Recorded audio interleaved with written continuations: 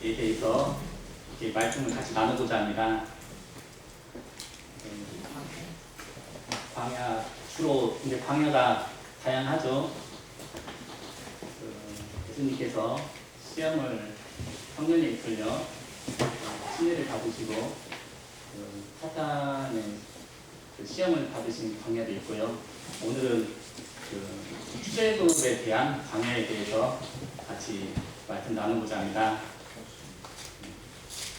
광야 봤더니 영어로 와일더니스라고 하더라고요. 뭔가 했더니 저도 잘 몰랐습니다. 와일드가 거친, 야생 그런 뜻이더라고요. 근데 뭐 더니스가 뭔가 봤더니 뭐 다크니스, 카인드니스 그런 것처럼 또 어둠, 근데 거친 상태 그런 뜻입니다. 땅이 거친 상태. 타락하고는 좀 살짝 구별이 되는 것 같습니다.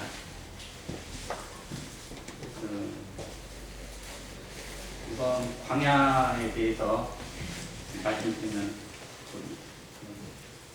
저도 전에 듣고 뭐 그런 것까지 없지만요. 일교차도 크고 마실 물과 먹을 것이 거의 없는 척박하고 사람이 스스로는 살기 어려운 땅입니다. 그럼으로써 하나님 의지하지 않고서는 살 수 없는 땅인데요. 출애굽 당시에도 진짜 보시겠지만은 이런 하나님께서 백성들을 살리신 모습이 많이 나옵니다. 예를 들어서 광야 구름기둥과 불기둥으로 인도하셨죠. 광야의 현지 실제 사진이라고 합니다. 산도 많고요. 산도 많고 그 다음에 광야에도 그래도 길은 있습니다. 보시면은 가운데 길이 있고요. 그리고 식물이 거의 자랄 수가 없는 그런 상태입니다. 물도 거의 없고요. 우선은 간단히 하나님께서 낮에는 구름기둥, 밤엔 불기둥으로 인도하셨는데요. 한 3월 정도 생각을 해보면 이스라엘 백성들이 출애굽 당시가 3월 6월절인데요. 그때는 이스라엘 달력으로 1월달입니다. 근데 현재 달력으로 하면 3월 말에서 4월 초 정도 되거든요. 3월 정도 되면 낮의 기온은 25도까지도 이렇게 올라가고요. 그 다음에 밤에는 영하도 된다고 그럽니다. 그런데 우리가 생각하는 이런 영하 날씨 하고 좀 차원이 다를 것입니다. 거기는 습도가 많이 없기 때문에 살이 좀 더 차갑게 느껴질 것입니다. 지금 이것은 현재 위성 사진으로 한번 찾아봤습니다. 어떻게 생겼는가? 시나이 반도거든요. 네. 가운데 부분은 높은 산들이 많이 있습니다. 그런데 이 홍해 부분과 양쪽으로 이렇게 안쪽으로는 어느 정도 좀 상대적으로 좀 낮은 곳입니다. 그 다음에 저기 이집트 고센 지역에서 여기 가자지구 그러니까 블레셋의 땅으로 가는 길 같은 경우에는 좀 평지고 해안길로서 좀 가기가 좀 쉬운 길입니다. 출애굽에 대해서 한번 출애굽은 기원전 1446년도에 출애굽을 하였습니다. 열왕기 6장 1절에 말씀 말씀을 보시면 솔로몬이 왕이 된지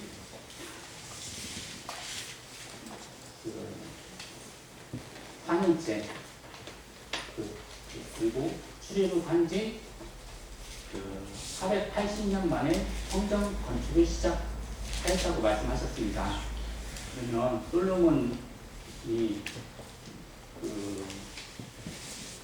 주기하고 그로부터 480년 전으로서 1446년 기원전 1446년에 이스라엘 백성들이 출애굽을 하였다고 우리는 볼 수가 있습니다. 물론 이것은 좀 다양하지만 우리 기독교 전통 신앙 안에서는 이렇게 1446년 출애굽을 했다고 봅니다. 그러면 그때 언제 출애굽을 하였는가? 10번째 재앙 이후에 하였습니다. 그때 언제냐? 그날은 장자의 죽음이 있는 밤이었습니다. 또 성경에서 그날은 여호와 밤이라고 하였습니다. 각자 장자의 10번째 재앙이 있기 직전에 여호와 하나님께서 말씀하셨습니다. 내가 애굽 땅에 칠 때 그 피가 너희가 사는 집에 있어서 너희를 위하여 표적이 되었지라. 내가 피를 볼 때에 너희를 넘어가리니 재앙이 너희에게 내려 멸하지 아니하리라. 여기서 그 피가 어린 양의 피입니다. 어린 양을 힘없는 어린 양을 잡도록 말씀을 하셨고요. 그 피를 집 좌우 문설주와 임방에 바르라. 그러면은 재앙이 너희에게 내리지 않겠다 말씀을 하셨습니다. 그렇게 해서 애굽의 모든 장자와 가축이다 하더라도 처음 태어난 것은 다 죽게 되고 그날 밤에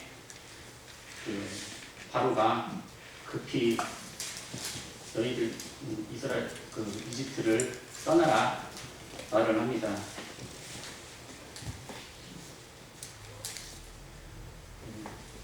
장정만 60만 명이라고 하였습니다.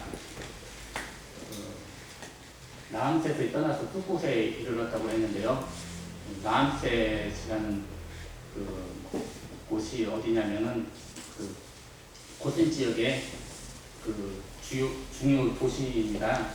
이스라엘 백성들이 주로 머물러서 강제 노역을 했고 많이 고난을 받은 곳이었는데요. 뚜곳에 이르니 60만 명, 장정만 약 총 200만 명이라는 보는 경우가 있습니다. 그 외에 수많은 잡족과 양과 소와 힘이 많은 가축들이 같이 애굽을 떠났습니다. 이 잡족 뭔가 한번 봤습니다. 이 잡족이 뭔가 가축은 아닌 것 같고 봤더니 각종 다양한 인종입니다.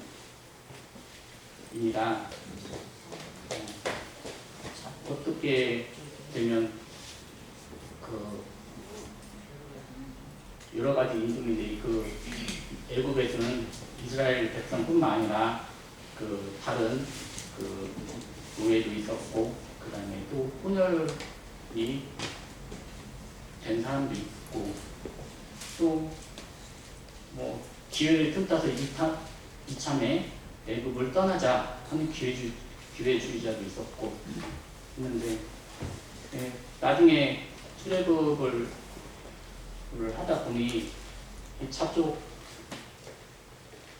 또 불평이 또 많이 나오고 그래서 많은 어려움이 있었다고 있는 것을 또 우리는 또 보게 됩니다. 또 지체할 수도 없었습니다. 아무 양식도 준비를 못했는데요. 발효되지 않은 음식, 그러니까 발효되지 않은 것을 준비하라고 여호와께서 말씀을 하시고 다 준비를 갖춘 다음에 먹을 것을 먹어라, 그렇게 6월절 전에 장자의 죽음 전에 그렇게 명령을 하십니다.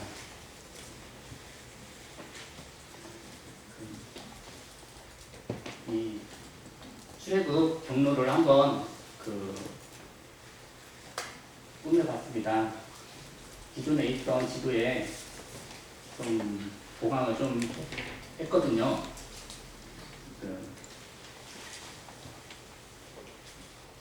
여기 라암셋에서 출발을 했습니다. 여러 이스라엘 백성들이 많은 가축과 함께 떠납니다. 여기서는 나처럼 보이지만은 그날 밤에 떠나게 됩니다. 바로 장자의 죽음이 있는 그날 밤 바로 떠납니다. 그래서 이제 떠나는데 이제 숲곳에 갑니다. 물론 이 위치적인 사항은 좀 참고만 해주시고 어느 정도 대략적인 위치입니다. 이 라암셋에서 예루살렘까지, 가나안까지 가려고 하면서 해안길로 따라서 가면은 제가 지도로 거리를 재봤더니 직선거리로는 300km입니다.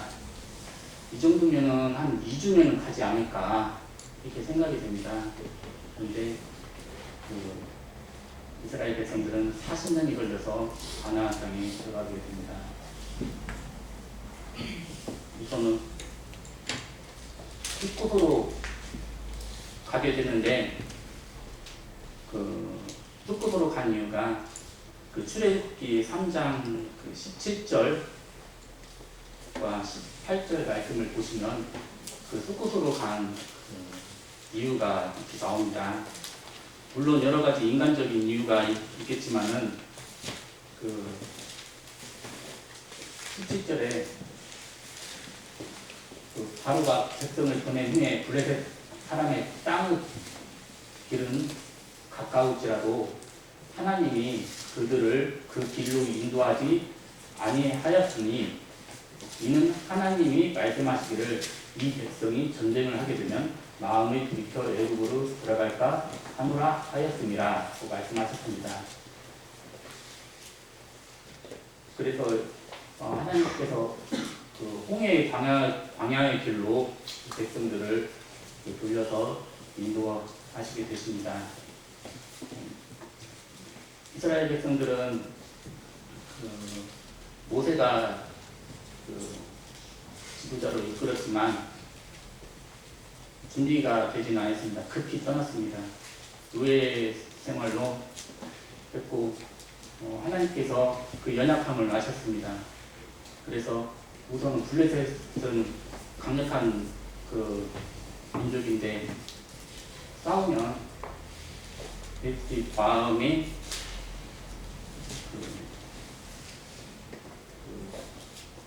마음이 돌이키지 않을까 하나님께서 염려를 하셨던 것입니다. 이렇게 해서 숲곳에서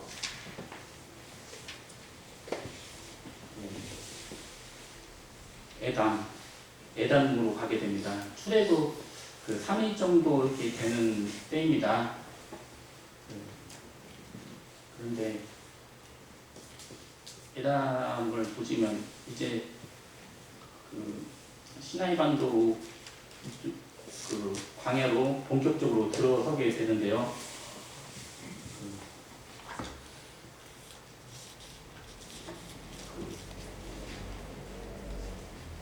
하나님께서 그들 앞에서 가시면 낮에는 구름 기둥 그리고 뒤로 인도하시고 밤에는 불 기둥으로 그 인도를 하신 곳이 이 대당에서부터 그 인도를 하셨습니다. 그리고 그 대담에서 그 비할 피로라는 곳으로 이렇게 가게 됩니다. 가게 되는데 홍해가 눈앞에 펼쳐지게 됩니다. 출애굽기 14장 9절에 애국 사람들과 바로의 말들 병거들과 그 마병과 그 군대가 그들의 뒤를 따라 바알수본 맞은편 비하이로여 해병 그들이 장막 침대에 미친다. 애국 군대가 쫓아옵니다. 그 병거만 600대가 쫓아오는데요. 백성들은 모세에게 말을 합니다. 애굽에 매장지가 없어서 당신이 우리를 이끌어내어 이 광야에서 죽게 하느냐. 꼭 죽을 상황이었습니다.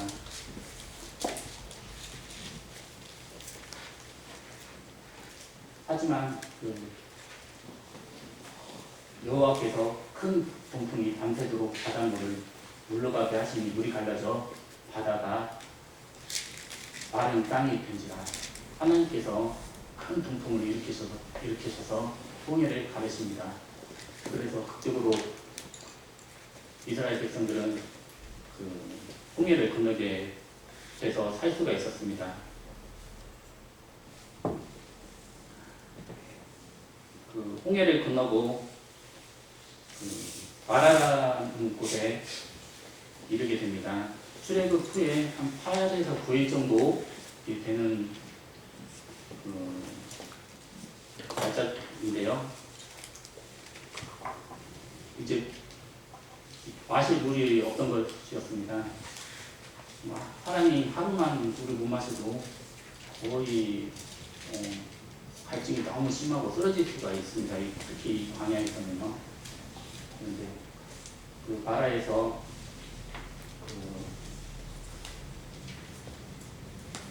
마라에 이르렀더니 그분 물이 써서 마시지 못했다고 말씀하십니다.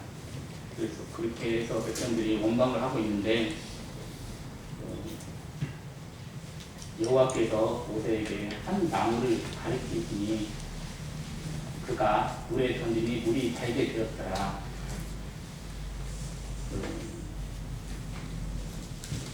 이제 하나님께서 가리킨 그 나무를 모세가 물에 던지니 물이 달게 되어서 백성들은 그 쓴 물이 강물로 변해서 그 마신 물이 있어 살게 되었습니다.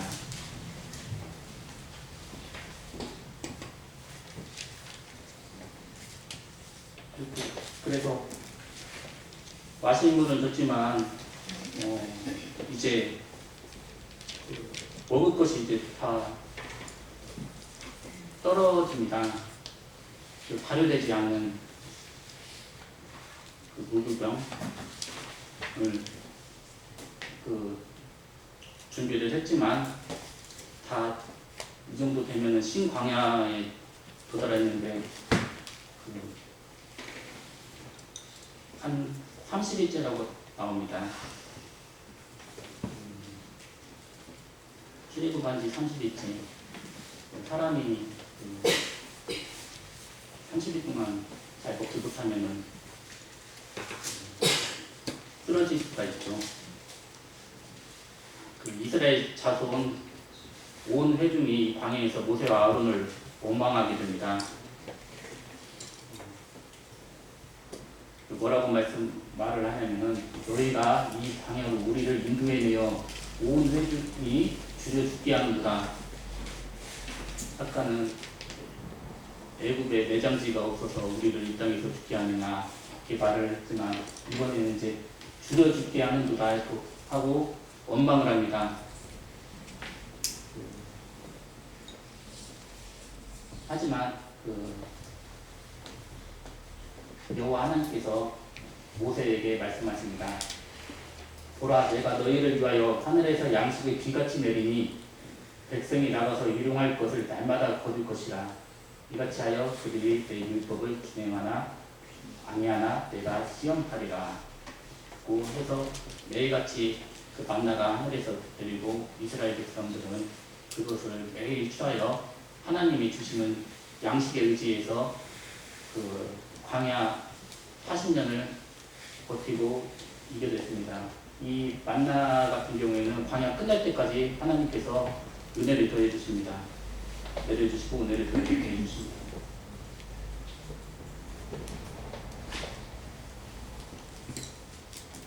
이제 기본적인 물과 마실 것 이렇게 하나님께서 은혜를 주셨는데 느리듬의 쯤에서 출애굽 후에 한 40일에서 44일 정도 되는 기간에 이제 생존뿐만 아니라 전투도 해야 합니다. 이 광야라는 곳이 힘들지만은 그 안에서 싸우고 이겨내야 하는 그런 곳이기도 합니다. 아말렉 족속과 전투를 하게 됩니다. 이스라엘이 먼저 아말렉을 공격한 것은 아닙니다. 아말렉이 먼저 이스라엘의 약한 부분을 공격을 하게 됩니다. 이건 신명기 25장 말씀에 나옵니다. 아말렉이 내게 행한 일을 기억하라. 곧 그들이 하나님을 두려워하지 아니하고 내가 피곤할 때 뒤떨어진 약한 자들을 찾느니라.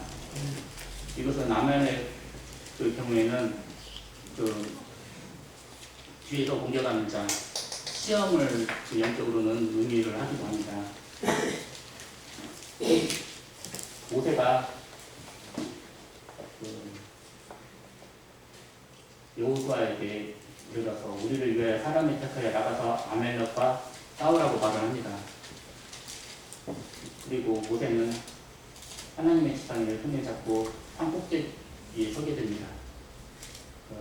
아론과 훌이 아무래도 누가 아론이고 훌인지는 정확하게 그 구별은 안 되지만 아무래도 오른쪽이 아론 같지 않냐 이렇게 생각이 듭니다. 모세가 손을 들면 이스라엘이 이기고 손을 내리면 아말렉이 이기는 그런 과정이었습니다. 이 동역자의 힘이 얼마나 중요한가.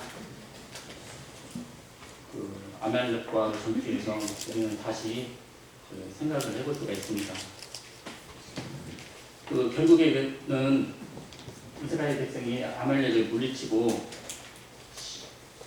시내 산에 도착을 합니다. 시내 산. 그 출애굽 한지 45일 만입니다.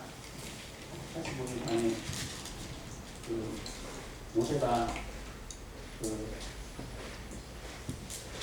여호와께서 모세에게 이르되 너는 산에 올라 내게로 와서 거기 있으라. 내가 그들을 가르치도록 내가 율법과 계명을 친히 기록한 두 판을 내게 주리라 이렇게 말씀하셔서 시내산에 올라가서 그 하나님의 들판들을 가지고 내려오게 됩니다. 가지고 내려갔더니 백성들이 그 금송아지를 만들고 거기서 절을 하고 춤을 추고 그리고 그래서 하나님을 배신을 한 것이었습니다. 모세는 가지고 있던 들판을 던져서 깨버리게 됩니다. 이후에 하나님께서는 두 번째 그 돌판 둘을 처음과 같이 다듬어서 그 처음 깨뜨리는 안에 있던 말을 그대로 기록해 주십니다. 이렇게 그 출애굽 45일 만에 시내산에서 하나님의 그 언약을 받기 시작을 하였는데요. 시내산에 상당히 좀 오랜 기간을 머물렀습니다. 한 1년여 정도 이렇게 머물렀고요.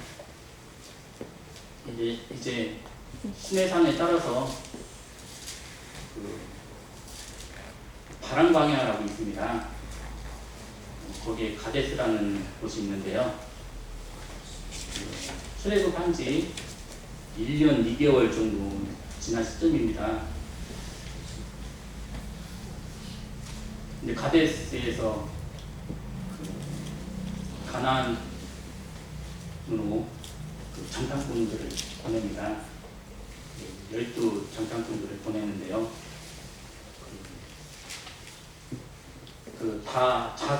이스라엘 자손에 수령된 사람이라 이렇게 말씀이 나옵니다. 근데 그들이 정탐을 갔는데 아낙 자손의 거인들을 보았나니 우리는 스스로 보기에도 메뚜기 같으니 그들이 보기에도 그와 같았을 것입니다. 현실적으로 두려움으로 인해서 그리고 도저히 이건 현실적으로 안 되겠다.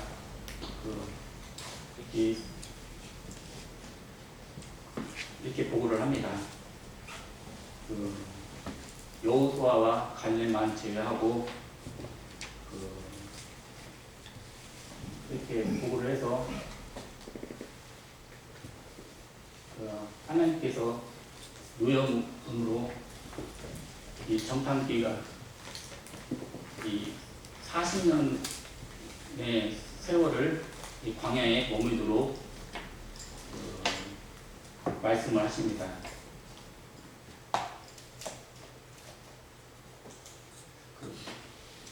이렇게 40년 동안 40년 가까이 이스라엘에서는 이 바람광야에서 이렇게 생활을 하게 됩니다.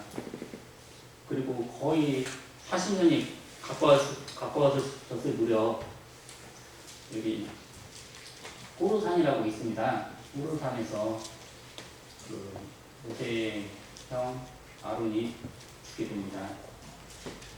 죽게 되고 그 다음에 빨리 그 1세대들은 거의 다 죽게 됩니다. 그리고 에돔 왕에게 우리에게 왕의 길을 지나게 해달라 하였으나 거절을 당했습니다. 그래서 이 남쪽으로 가서 이렇게 우회를 하게 되었는데요. 이때 그 불뱀 사건이 일어납니다.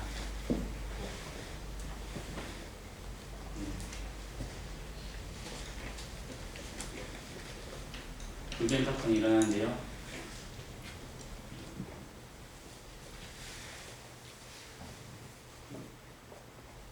또 이스라엘 백성들이 원망을 합니다. 이렇게 광야에서 힘든 여정을 보내냐.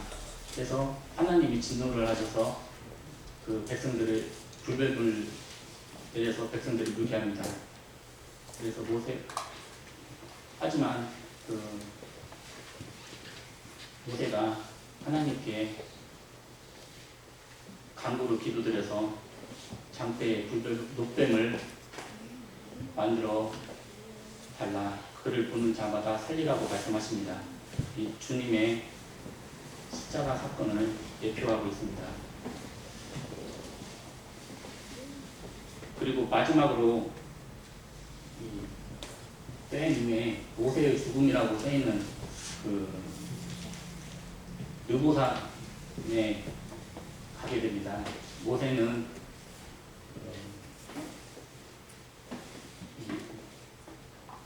르보산에 올라가서 맞은편 비스가산 꼭대기에 이름에 여호와께서 빌라 온 땅의 땅까지 보이시고 산 꼭대기에서 이스라엘 땅을 보게 됩니다. 하지만 모세는 하나님의 말씀대로 모압 땅에 죽게 됩니다. 죽게 때 이스라엘 땅에 들어가지 못하는 결정적인 사건은 모세와 아론이 하나님 말씀대로 명령을 바로 이행을 하지 않았기 때문입니다.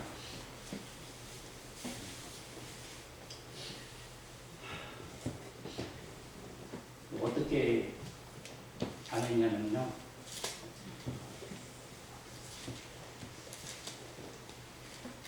그 가데스에서 그 무리바 반석 물 사건이 일어납니다. 가데스는 아까 그 가데스 바람방야 쪽에 가데스가 있는데요. 여기서 이스라엘 백성이 또 물이 부족하다 또 원망을 합니다. 그래서 그 하나님께서 모세에게 말씀하시기를 그 반석에게 말하여 물이 나오게 하라 하였지만 그 모세와 아론이 그 백성들에게 그 말하길 그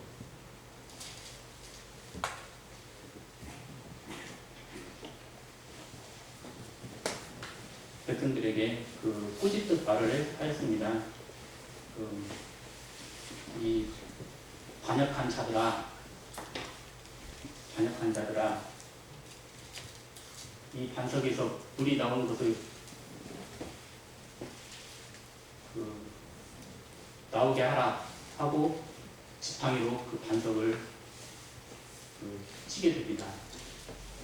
그렇게 해서 여호와의 말씀대로 이행하지 않음에 따라 하나님께서 모세를 이스라엘 땅으로 땅에 인도하지 못하게 되었습니다. 이렇게 해서 애굽에서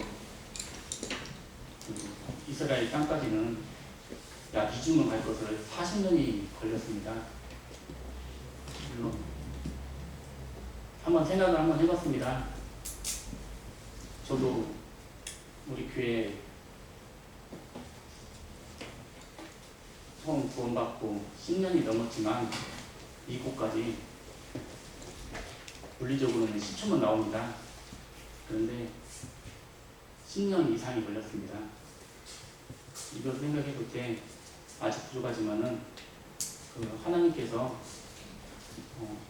이렇게 이스라엘 백성들을 훈련을 시키지 않았는가. 아무 준비 없이 그 이스라엘 땅으로 가실 경우에 그곳에서는 더 큰 어려움이 있었을 것이었습니다.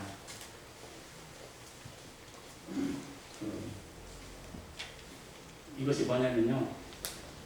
뭔지 알고 계신가 모르겠습니다.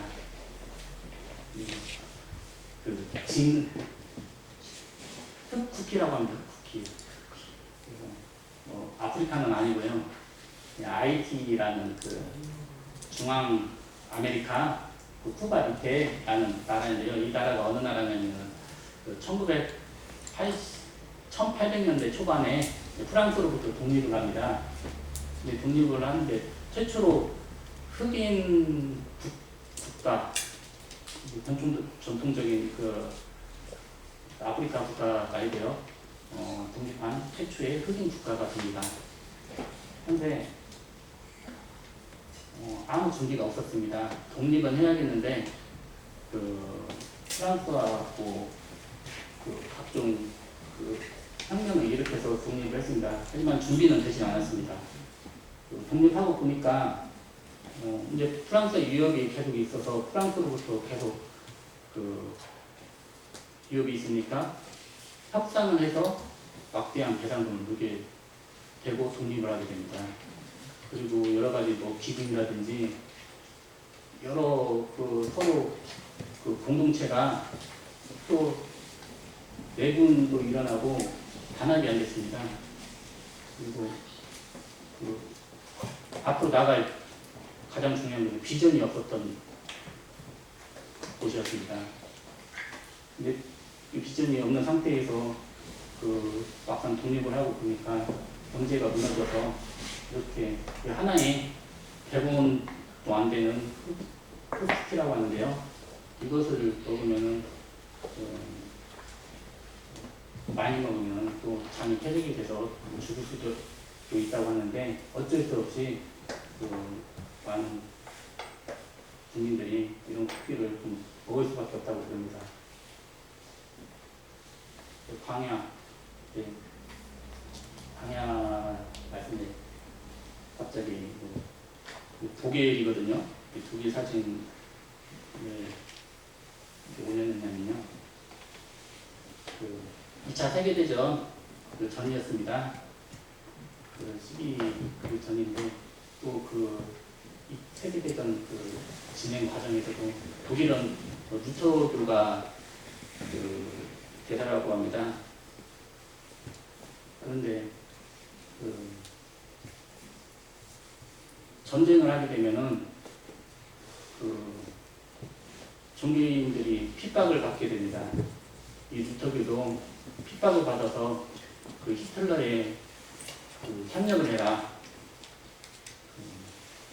유대인의 경우에 유대인을 나쁘게 포장을 하고 그 다음에 주님을 아리안 민족 쪽으로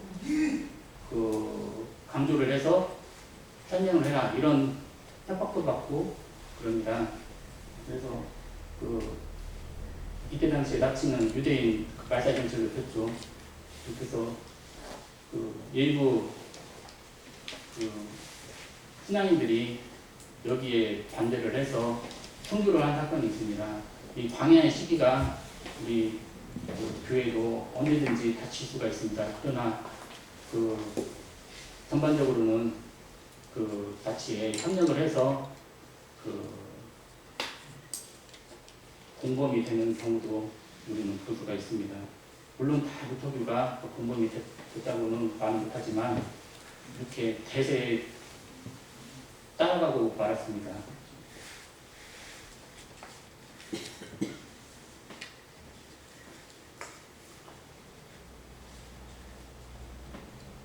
이것은 누가 감옥에 있는데요.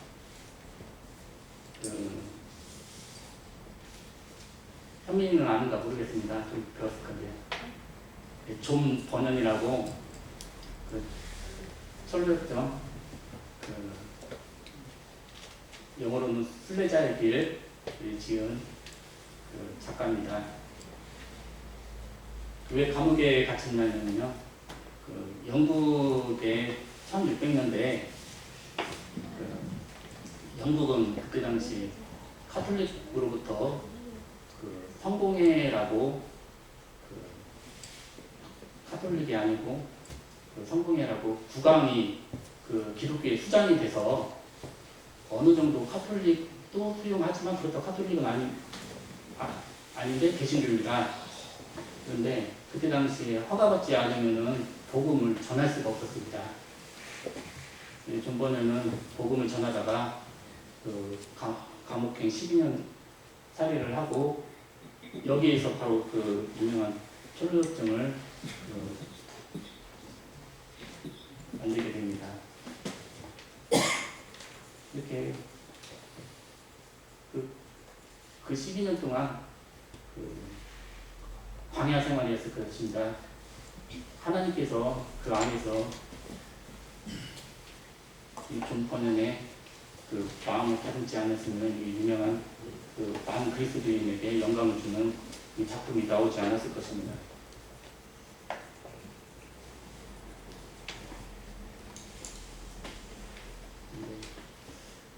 많이 우리 인생에서 가장 큰 광야는 무엇인지 성도님들 다 한 번쯤 광야 생활을 겪었을 것입니다. 누구든지 다 광야 지나고 싶지 않을 것입니다. 그런데 바로 가나안으로 들어가면 좋겠지만은 그 광야에서 지나야라고 본인 한다고 하면 누구를 바라보고 있는가 다시 한번 생각을 해보는 그 계기가 되었으면 좋겠습니다. 또 그 광야를 지나고 나서 또 우리는 또 알게 될 것입니다. 그 하나님께서 나와 함께 하셨기에 이 광야를 통과할 수 있었다고 또 고백드리고 간증되는 그런 그 때가 되기를 바랍니다. 이상으로 그 말씀을 마치겠습니다.